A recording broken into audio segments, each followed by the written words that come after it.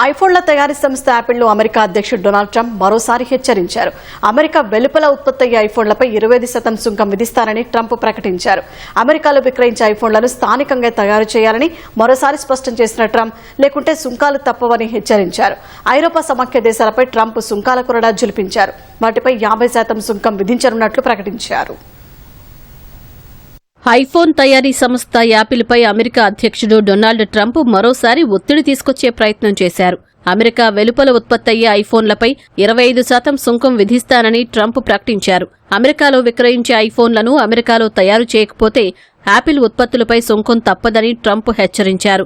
భారత్తో పాటు ఇతర దేశాల్లో కాకుండా కేవలం అమెరికాలో తయారు చేసిన ఐఫోన్లు మాత్రమే అమెరికాలో విక్రయించాలని ఇప్పటికే ఆ సంస్థ అధినేత టిమ్ కుక్కు స్పష్టం చేసినట్లు ట్రంప్ తెలిపారు.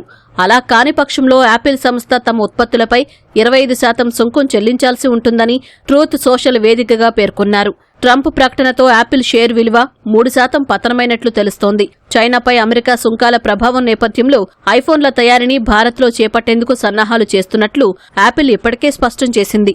ఈ విస్తరణ ప్రక్రియపై స్పందించిన ట్రంప్ దాన్ని నిలిపివేయాలని యాపిల్కు సూచించారు.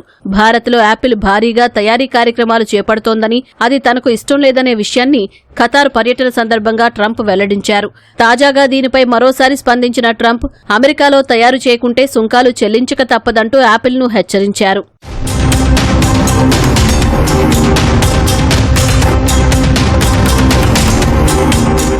మరోవైపు EU దేశాలపైన ట్రంప్ సుంకాల కొరడా జులిపించారు.